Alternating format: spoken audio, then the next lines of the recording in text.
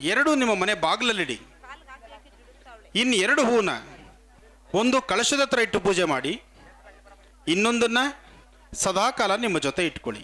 ಇದಕ್ಕೆ ಮಂತ್ರ ಓಂ ಗಂ ಶ್ರೀಂ ಗಂ, ಓಂ ಶ್ರೀಂ ಗಂ ಶ್ರೀಂ, ಓಂ ಶ್ರೀಂ ಗಂ ಶ್ರೀಂ. ಈ ಪ್ರಕಾರವಾದಂತಹ ಮಂತ್ರವನ್ನು ಪಠನೆ ಮಾಡ್ತಾ 18 ದಿನಗಳ ಕಾಲ ಈ ಅನುಷ್ಠಾನವನ್ನು ಮಾಡಿ.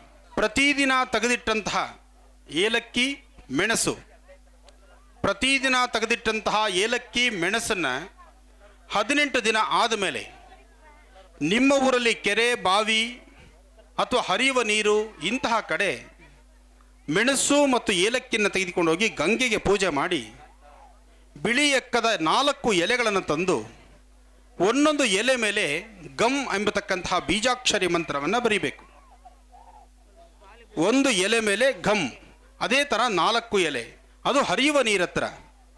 ಅಲ್ಲಿ ಶ್ವೇತ ಪುಷ್ಪಗಳಿಂದ ಅಂದರೆ ಬಿಳಿ ಹೂಗಳಿಂದ ಗಮ್ ಗಣಪತಿ ನಮಃ, ಗಮ್ ಗಣಪತಿ ನಮಃ, ಗಮ್ ಗಣಪತಿ ನಮಃ ಎಂಬತಕ್ಕಂತಹ ಮಂತ್ರದಿಂದ ಪೂಜಿಸ್ತಕ್ಕಂಥದ್ದು. ಪೂಜೆ ಎಲ್ಲ ಆದಮೇಲೆ ನೈವೇದ್ಯಕ್ಕೆ ನೆನೆಸಿರ್ತಕ್ಕಂತಹ ಕಡಲೆಕಾಳು, ಅದಕ್ಕೆ ಸ್ವಲ್ಪ ತುಪ್ಪ, ಒಂದು ಸ್ವಲ್ಪ ಬೆಲ್ಲದ ಪುಡಿ, ಬೆಲ್ಲ, ತುಪ್ಪ ಮತ್ತು ಕಡಲೆಕಾಳು ಇದನ್ನು ಗಣಪತಿಗೆ ನೈವೇದ್ಯ ಮಾಡಿ, ಆ ಏಲಕ್ಕಿ ಮತ್ತು ಕರಿಮೆಣಸು ಮತ್ತು ಬರೆದಿರ್ತಕ್ಕಂತಹ ಎಲೆ ಇದನ್ನು ನೀರಿಗೆ ವಿಸರ್ಜನೆ ಮಾಡಿ ಗಂಗೆಯನ್ನು ಪ್ರಾರ್ಥನೆ ಮಾಡಿ.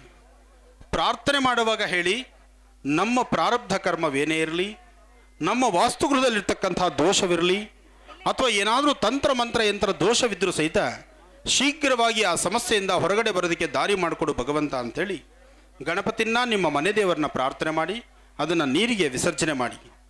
ಇನ್ನು ಕಡಲೆಕಾಳನ್ನು ನೀವು ಮತ್ತು ಆ ಪರಿಸರದಲ್ಲಿರ್ತಕ್ಕಂಥವ್ರಿಗೆ ಪ್ರಸಾದವಾಗಿ ಕೊಡಿ. ಇದನ್ನು 18 ದಿನಗಳ ಕಾಲ ಯಾರ ವಾಸ್ತುಗೃಹದಲ್ಲಿ ಮಾಡಿದ್ರೂ ಶೀಘ್ರವಾಗಿ ಅವರ ವಾಸ್ತುಗೃಹದಲ್ಲಿರ್ತಕ್ಕಂಥ ಸಮಸ್ಯೆ ದೂರ ಆಗುತ್ತೆ. ಇದು ಗಣಪತಿಯ ಅನುಷ್ಠಾನ. ಜೊತೆಗೆ ಆ ಬೀಜಾಕ್ಷರಿ ಮಂತ್ರವನ್ನು ಸಹಿತ ಪಠನೆ ಮಾಡಬೇಕು.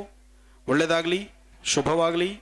ಹಾಗೆ ಮತ್ತೊಮ್ಮೆ ಒಕ್ಕೋಡಿ ಗ್ರಾಮಕ್ಕೆ ಬೇಗ ನಾನು ಬರುವಂತಾಗಲಿ ಅಂತ ವರಪ್ರಸಾದ ಶ್ರೀ ಆಂಜನೇಯ ಸ್ವಾಮಿನ ಪ್ರಾರ್ಥನೆ ಮಾಡ್ತಾ, ಎಲ್ಲ ನನ್ನ ಅಭಿಮಾನಿ ದೇವರುಗಳಿಗೂ ಮತ್ತೊಮ್ಮೆ ನಿಮ್ಮೂರಿಗೆ ಬಂದು ನಿಮ್ಮೆಲ್ಲರನ್ನು ಮಾತಾಡ್ತೀನಿ. ಒಳ್ಳೆಯದಾಗಲಿ, ಶುಭವಾಗಲಿ. ಶತಮಾನಂ ಭವತಿ ಶತಾಯ ಪುರುಷ ಶತೇಂದ್ರಿಯ ಆಯುಷ್ಯೇವೇಂದ್ರಿಯೇ ಪ್ರತಿಷ್ಠತಿ.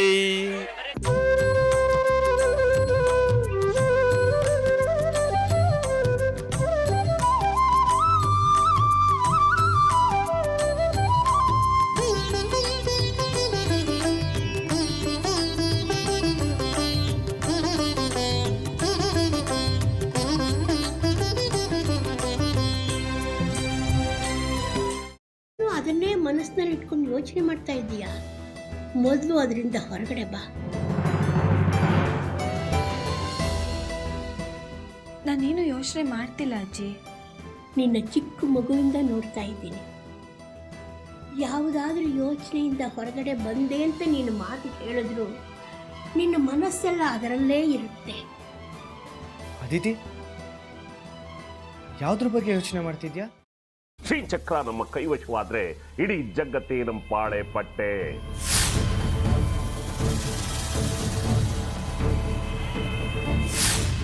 ನಾವಿದೀವಲ್ಲ, ನೀವು ಯಾಕೆ ಚಿಂತೆ? ನಮ್ಮ ಆಸೆಗಳೆಲ್ಲ ಪೂರೈಸುತ್ತೆ. ಅದಕ್ಕೆ ನಾನು ಹೇಳಿದ್ದು ನಮ್ಮ ಜೊತೆ ಕೈ ಜೋಡಿಸು ಅಂತ.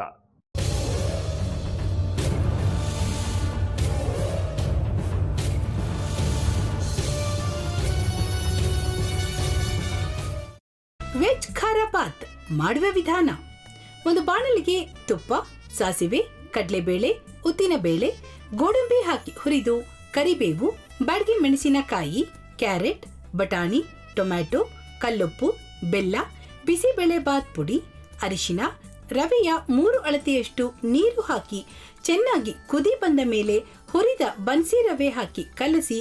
ಈಗ ವೆಜ್ ಖಾರ ಬಾತ್ ಸವಿಯಲು.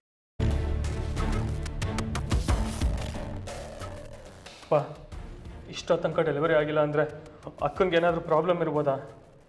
ಆ ಥರ ಏನಾದರೂ ಇದ್ದರೆ ಡಾಕ್ಟ್ರು ಬಂದು ಹೇಳ್ತಿರ್ಲಿಲ್ವ ರವಿ?